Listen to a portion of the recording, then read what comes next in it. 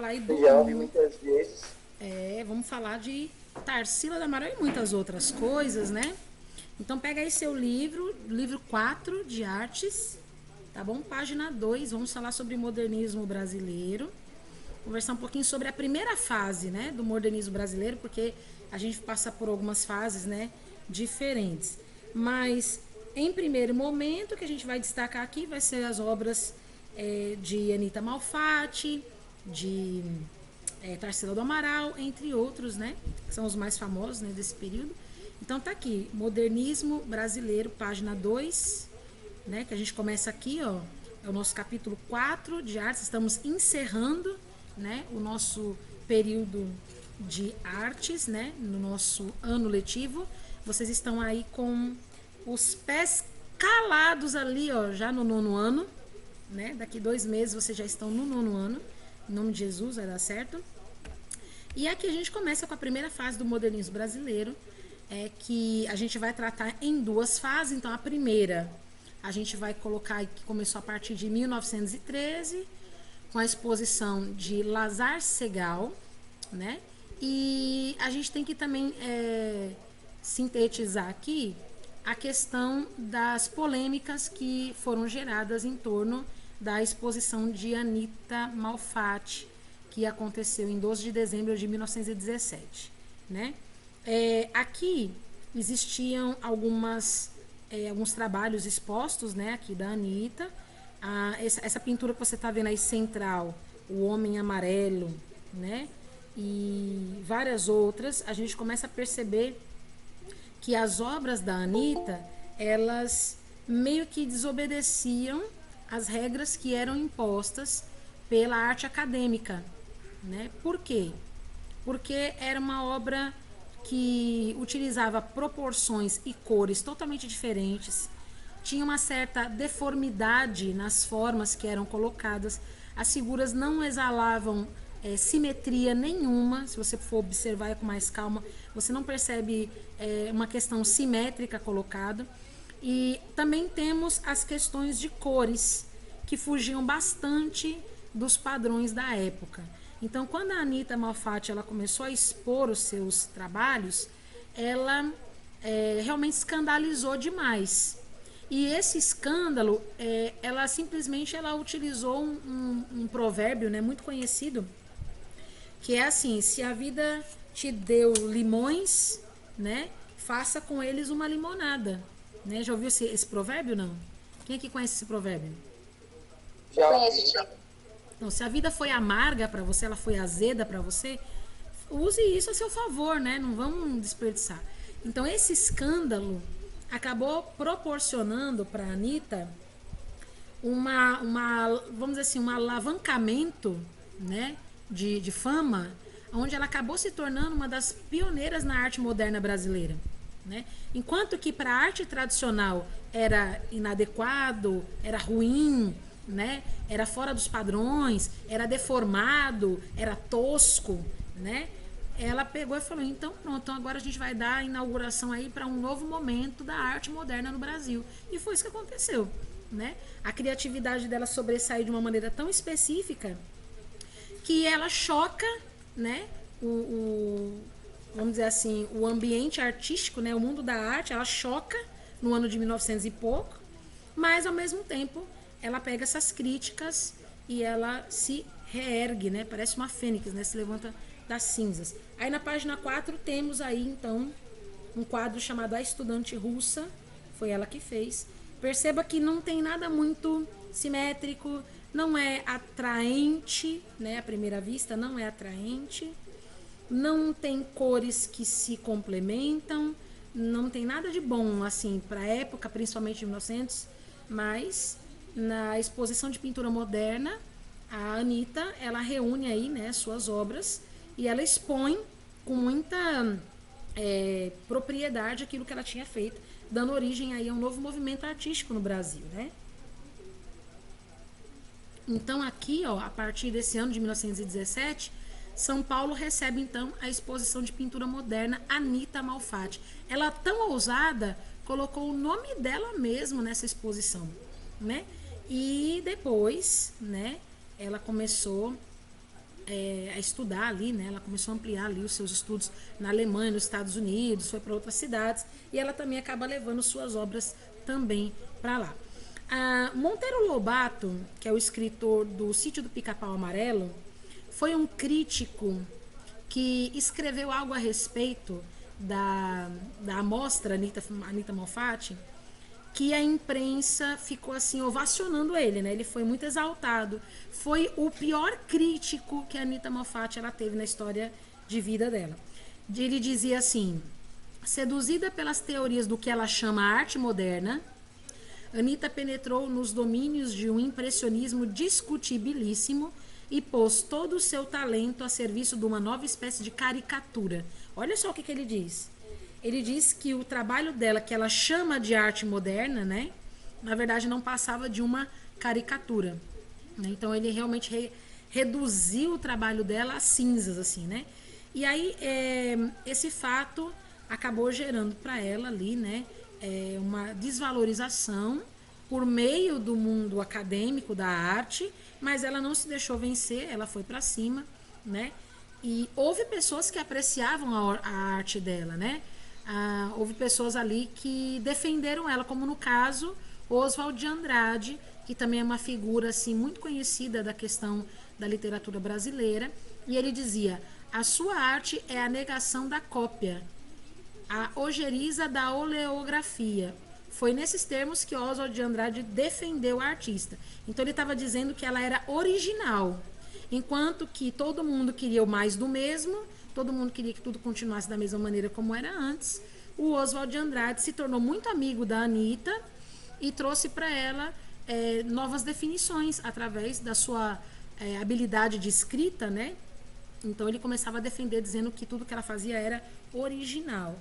E 5 anos depois desse ocorrido, né, desse incidente, aconteceu a Semana da Arte Moderna aqui, né, no Brasil, em São Paulo. E a obra inicial de Anita, né, que foi realmente colocada como algo marcante, né, foi colocada aí justamente por conta da distorção e por conta do envolvimento de cores muito brilhantes, né, cores puras, como por exemplo o azul, o vermelho, né, cores que não se misturavam, né, que eram nítidas. Que isso daí era, vamos dizer assim, um pouco que não era uma coisa regular na época. As pessoas não utilizavam cores puras nas telas, sempre tons pastéis ou uma questão ali de mesclagem de cores. E ela não, ela tacou tudo na tela e pronto, e foi. E ela conseguiu pessoas que pudessem apreciar a obra dela nesse período aqui. E o que foi, afinal de contas, a Semana de Arte Moderna de 1922? Ela foi realizada nos dias 13, 15 e 17 de fevereiro de 1922, no Teatro Municipal de São Paulo. E tivemos aí várias manifestações da cultura brasileira. Poesia, concerto musical, teatro, exposições de artes visuais, escultura, pintura, teve um monte de coisa. Os artistas que participaram desse evento: Anita Malfatti, Di Cavalcanti, um dos mais famosos aqui no Brasil, né? O escultor Victor Brecher. Também tivemos aqui Oswald de Andrade, Mário de Andrade, Menotti Del Pitta. Tivemos o maestro Heitor Villa-Lobos. Então foram muitos artistas conceituados e gabaritados no nosso Brasil nessa época. Aqui o escultor Victor Brecher, ele fez essa escultura aqui, né? Elas não são inteiriças, né? São 12 peças que se compunham, né? Que se montavam, né? Isso aí é um monumento às bandeiras, né? É um monumento que tem muita repercussão positiva e negativa também. É um monumento que fala a respeito do movimento dos bandeirantes em relação à exploração do interior do Brasil, né? Há quem diga que ela é controvérsia, que essa obra ela é ruim, porque ela vai exaltar o trabalho dos bandeirantes, né, na exploração do continente americano e mais pelo território brasileiro. Por quê? Porque a gente sabe que eles exploravam os indígenas, eles aprisionavam os indígenas, utilizavam mão de obra escrava para fazerem os seus trabalhos de reconhecimento territorial. Então tem muita gente que não vai enxergar os bandeirantes como pessoas boas na história do Brasil. Eles vão enxergar como verdadeiros bandidos, certo? E tem pessoas que vão dizer que se não fosse por eles, o território brasileiro não seria reconhecido como ele é hoje. E a gente não teria conseguido ocupar toda essa extensão territorial. Os dois lados pesam igualmente numa balança e é importante a gente ter a nossa opinião formada a respeito desse assunto. Mas o monumento existe lá em São Paulo, né? Ele fica ali no Parque do Ibirapuera. Eu tive a oportunidade de ver esse monumento de perto. No dia que eu fui no Parque do Ibirapuera, eu fui só uma vez lá. No dia que eu fui no Parque do Ibirapuera, que eu vi esse monumento, ele estava todo pichado. Porque era aquele período em que as pessoas queriam dizer que os bandeirantes não eram porcaria nenhuma, né? Enfim. Mas o trabalho dele ainda está lá, né? Representando aí algo muito especial aqui para o povo brasileiro, tá? Indo mais adiante, falando aí da Semana de Arte, da exposição ali em São Paulo, né? A gente também teve ali exposições fantásticas, né? Com alunos das escolas de belas artes tradicionais, né? Que fez com que, né? As obras de Anita Malfatti realmente ficassem totalmente desmerecidas, né? Quem era tradicional não iria reconhecer as obras de Anita Malfatti como algo legítimo ou inovador, de maneira nenhuma. Então, no campo da arte, a gente percebe que a sociedade tinha dificuldade de aceitar aquilo que era novo. Por quê? Porque eles estavam sendo influenciados pelas tendências europeias. O que tinha nessa época de tendência no mundo? O cubismo, o pós-impressionismo e o expressionismo. Então, o artista que não seguia essas linhas de conduta, ele muito provavelmente não seria nem reconhecido como artista. Então, a Anita Malfatti, coitada, sofreu o pão que o diabo amassou, mais um pouco, né? Aqui no Brasil, nesse período. E os modernistas que estavam, né, almejando essa liberdade de pintura, né, que queriam se comportar dessa forma, eles recebiam muitas represárias dos tradicionais. Por quê? Porque as pessoas queriam, por exemplo, pintar a pele de alguém de laranja, queria pintar o cabelo de alguém de verde, queria pintar a roupa de alguém de rosa. E naquela época não eram esses padrões que tinham. Você está entendendo mais ou menos o que estava acontecendo na época? Dá para entender o que rolava por aqui? Né? Então, as pessoas queriam trocar a cor da pele das pessoas que estavam sendo pintadas, queriam fazer deformidades, queriam causar distorções, né, nos desenhos, nas imagens reproduzidas, para causar algum tipo de sentimento, algum tipo de emoção. Por mais que fosse repúdio, por mais que fosse esse sentimento de nojo, né? E outra coisa também que eles não utilizavam muito, eles não utilizavam aquela questão de proporcionalidade, tridimensionalidade, a ilusão de profundidade nas telas. Eles não tinham isso na questão aqui da arte que é considerada hoje moderna, né? Eles não tinham isso. Geralmente no fundo das telas tinham as imagens meias mescladas, assim, sabe? Figuras geométricas fora do padrão, né? Então não era uma coisa muito normal. E aí os tradicionais queriam que o cubismo, o pós-impressionismo e o expressionismo fossem a base dessa Semana de Arte Moderna.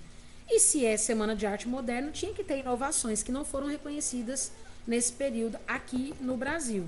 Tá? Mesmo que tivessem esse livre direito de experimentações estéticas, não foram reconhecidas. Além da Anita Malfatti, o Vitor Brecht ele encontrou ali, né, escritores, músicos que integraram ali aquela Semana da Arte Moderna em 1922. Dentre eles a gente vai destacar alguns aqui que já está aí no seu livro, né, aí na página 7 do seu livro. A gente tem aí o Di Cavalcante, ele foi pintor, ilustrador e caricaturista. Ele participou aqui da Semana de Arte Moderna, né? E as obras dele tinham influências expressionistas e cubistas. Então, do ponto de vista da cultura brasileira, ele era um tradicional, né? Mas ele costumava representar aí os temas sociais brasileiros. As praias, o samba, as pessoas, as comunidades carentes, né? Festas populares, figuras femininas. Era o objetivo de trabalho dele. O Oswald de Andrade era um escritor e dramaturgo, né? Do lado ali de Anita Malfatti, ele defendeu, né, os direitos dela de representar a arte da maneira como ela queria fazer e ainda disse que era algo inovador, que era algo novo que a sociedade brasileira não estava disposta e nem pronta a receber.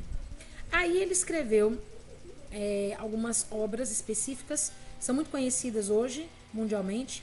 Memórias Sentimentais de João Miramar, que é um romance, né? Que acabou assim rompendo com a questão tradicional da literatura nessa época. A gente também viu aqui novos capítulos, né?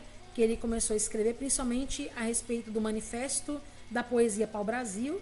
E ele escreveu também o Manifesto Antropófago, né? Que ele mostra a respeito da cultura brasileira, né? De uma maneira muito, muito poetizada, para fora do Brasil, né? Para as questões estrangeiras. São artistas que são viajados, né? Conhecidos. Aqui você tem Mário de Andrade e Menotti Del Pitta. Mário de Andrade, ele foi um poeta, um escritor, um musicólogo, nossa, e um ensaísta literário, né? Junto com Oswald de Andrade e outros artistas intelectuais da época, ele colocou aqui em visão o seu romance Macunaíma, muito conhecido, né, dentro da galeria de grandes obras, né, da literatura brasileira. E essa obra foi a que mais expressou as ideias do movimento antropofágico. Quando a gente fala de antropofagia, né, de antropófago, a gente está falando a respeito de uma pessoa que estuda a movimentação do ser humano em determinada região ou território. Então, tudo que tem a ver com antropologia tem a ver com o estudo do homem, é o homem centrado, né? Você colocar o homem no centro dos seus estudos. Então, a valorização dessa obra chamada Macunaíma é justamente porque ele é uma espécie de um anti-herói brasileiro, né?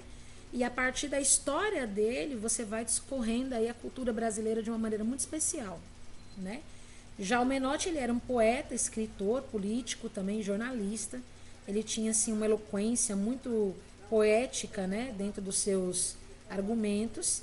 E ele tem uma obra muito conhecida, que é o poema Juca Mulato, de 1917, né? Onde ali é vista também as características do modernismo no Brasil, né?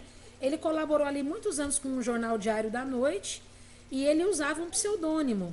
Naquela época, né, as pessoas que eram escritoras dos jornais, eles geralmente utilizavam um pseudônimo, que é um nome fake, um nickname, né? E o nome dele era Hélios, né? E ele escrevia divulgando notícias, obras modernistas. Cremos que ele utilizava o nome Hélios porque era a variação grega do sol, né, do deus sol. Então, algo que estava ali para brilhar, né, vamos dizer assim. E a música brasileira também, Heitor Villa-Lobos, né, aclamado aí, um importantíssimo compositor brasileiro, maestro impressionante nessa época, muito reconhecido. Ele teve ali as suas apresentações ali na semana de 1922, ali na semana da arte brasileira, né, do modernismo brasileiro. Bom, aconteceu que teve uma apresentação dele, que ele foi vaiado, porque ele estava usando um sapato de um pé e um chinelo no outro, né? Por quê que ele estava usando isso? Porque ele estava com um calo no pé, coitado. Aí ele estava com um calo no pé, não podia usar sapato fechado, né? Então o uso do chinelo foi interpretado pelo público como uma espécie de provocação, né? E ninguém sabia, coitado, tá vendo aí como é que é a situação? Vamos utilizar aqui essa visão do Heitor Villa-Lobos. Ninguém sabe como é que tá o seu calo apertando para te julgar, não é verdade? Olha que entendimento legal a gente pode tirar daqui. Às vezes você tá utilizando um chinelinho ali só porque você tá com o seu pé doendo, com o seu calo apertando, mas o povo vai te julgar, né? E ele foi vaiado. Esse ataque público foi tão grande que a cortina do teatro precisou ser baixada durante a apresentação, né? E ele já estava acostumado com isso. Ele já estava acostumado com vaia do público. Ele não se intimidou, né? Mas depois, até que você vai explicar, né, que aquele calo estava doendo, ele já tinha sido, né, vaiado. E olha que era um artista incrível, impressionante. E pra gente fechar com chave de ouro o nosso estudo de hoje, vamos falar de Tarsila do Amaral. Eita, mulher que gosta de usar cores fortes, né? É considerada uma das mais importantes artistas aqui no Brasil e levou à frente aí esse movimento modernista, né? E nós vamos ver aqui algumas obras, né?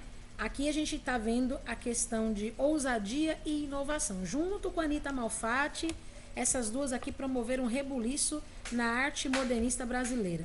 Então, a gente vai ver uma das obras dela chamada de Abaporu. Não sei se você conhece, mas o Abaporu vai ser uma obra muito conhecida, muito divulgada, da nossa querida Tarsila. E a gente vai ver que depois da Semana de Arte Moderna aqui de 1922, a gente vai começar então a ver, a partir da Tarsila, a segunda fase do movimento modernista no Brasil, que foi até 1930, né? Aqui você vai ver um cenário artístico marcado por querer levantar várias posições de uma maneira mais profunda junto à sociedade brasileira. Por quê? Porque a Tarsila, ela vai ser uma artista que ela vai justamente confeccionar suas obras de uma maneira a trazer o estudo da antropologia brasileira dentro das suas artes. Isso é chamado de vanguarda, né? Vanguarda é aquilo que é inovador, que é único, né? E aí a gente tem o Oswald de Andrade e a Tarsila do Amaral lado a lado também. Esse Oswald de Andrade também está em todas, né? Então, inspirada pelo Manifesto do Poema Pau-Brasil, o Manifesto Antropófago, né? Ela vai ter, então, aí as suas inserções dentro da pintura brasileira, tá bom? Sempre a gente vai ver o quê? As casinhas bem pequenininhas, as favelas sendo retratadas, o carnaval no Rio de Janeiro, né? A religião brasileira, a formação étnica, a riqueza vegetal, a cozinha, né, a culinária, né, do Brasil, tudo isso é o que a gente vai ver de mais assim pitoresco dentro das imagens relacionadas por Tarsila do Amaral. E isso envolve o quê?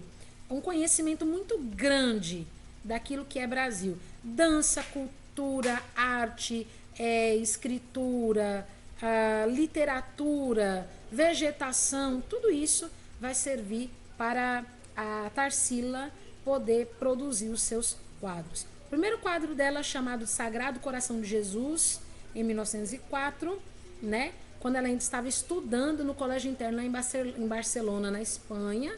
Isso daí ficou marcado na carreira dela. Aqui, na Semana de Arte Moderna, né? Ela tinha a Anita Malfatti, amiguíssima dela, né? As duas começaram então aí a devorar, né, todo tipo de conhecimento brasileiro para representar também, né, a realidade brasileira através daquilo que estava sendo visto lá fora, né, na Europa.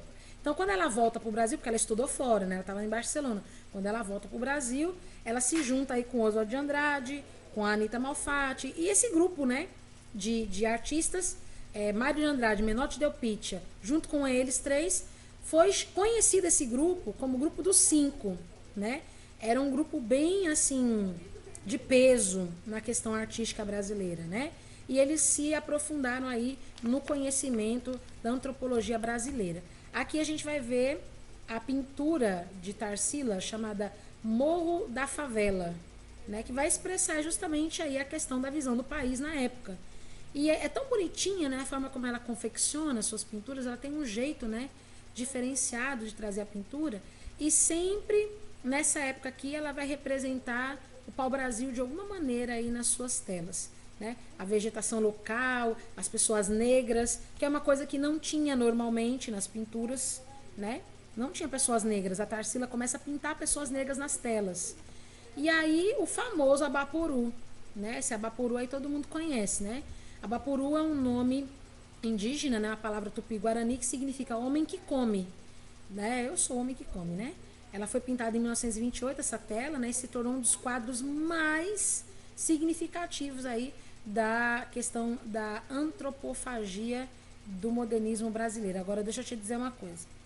Você vai olhar esse quadro, né? Você vai reconhecer aí uma desproporcionalidade tão grande, né? Uma assimetria tão enorme, né? Que às vezes pode gerar até um tipo de desconforto em quem está vendo, em quem está apreciando a obra, né? Mas é para isso que ela está aí, né? A Tarsila está aí para causar esse sentimento mesmo, né?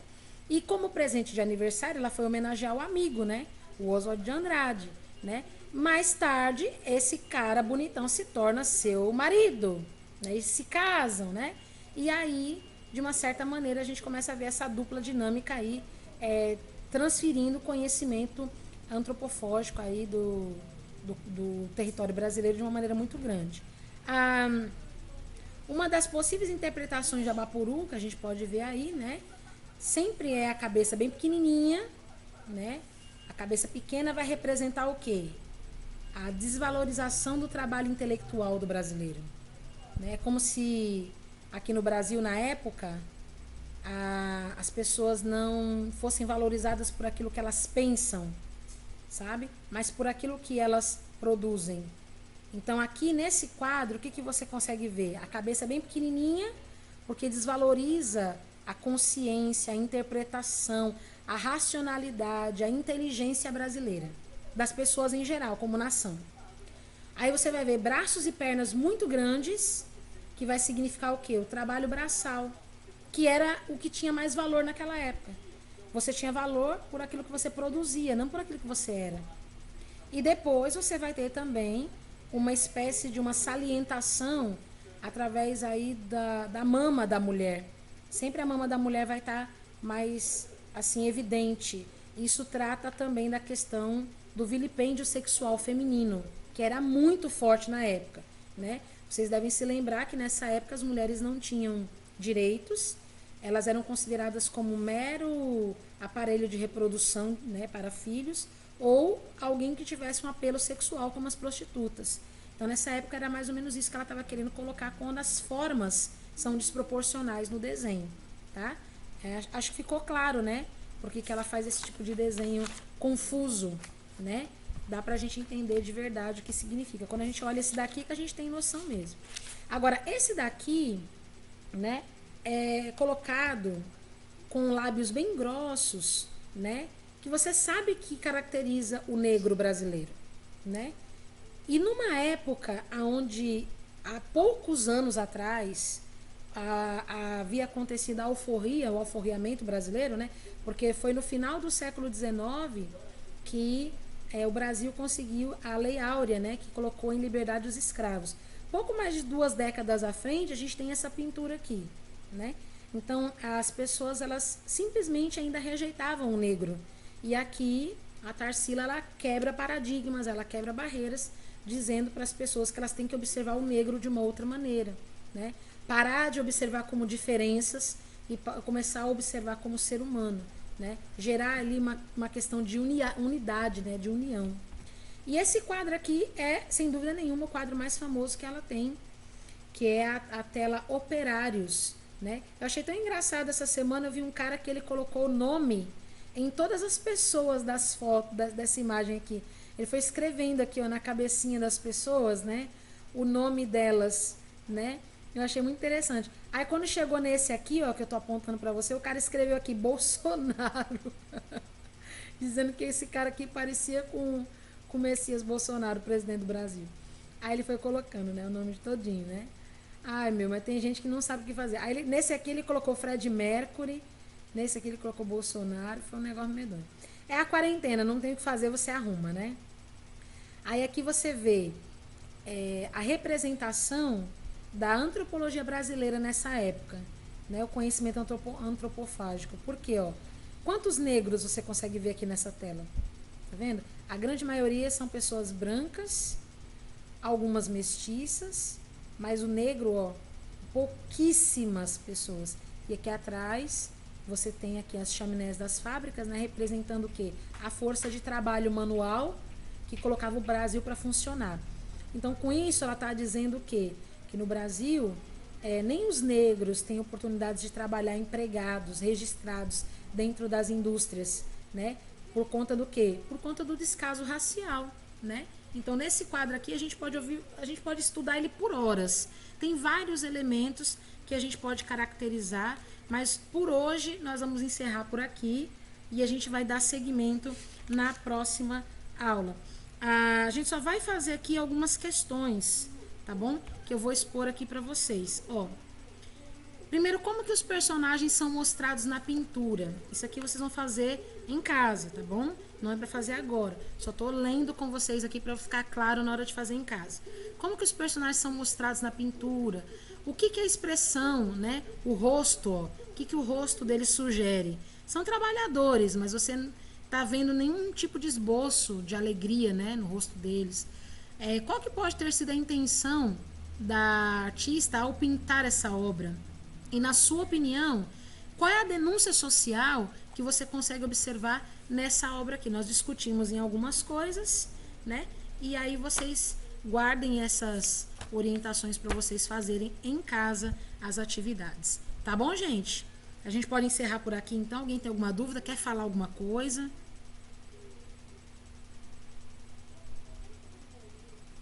Não? Nada? Ninguém? Não tem nada, não. Não? Então tá bom. Então a gente vai fazer assim, a gente vai parar agora um pouquinho, vamos pro nosso intervalo, e aí amanhã a gente volta com aula de geografia, tá bom? Espero que vocês fiquem bem, tranquilos, e pra mim vai ser um enorme prazer voltar a ver vocês de pertinho, tô muito ansiosa, né? Mas vamos deixar tudo nas mãos de Deus para que Ele prepare tudo da melhor maneira, tá bom?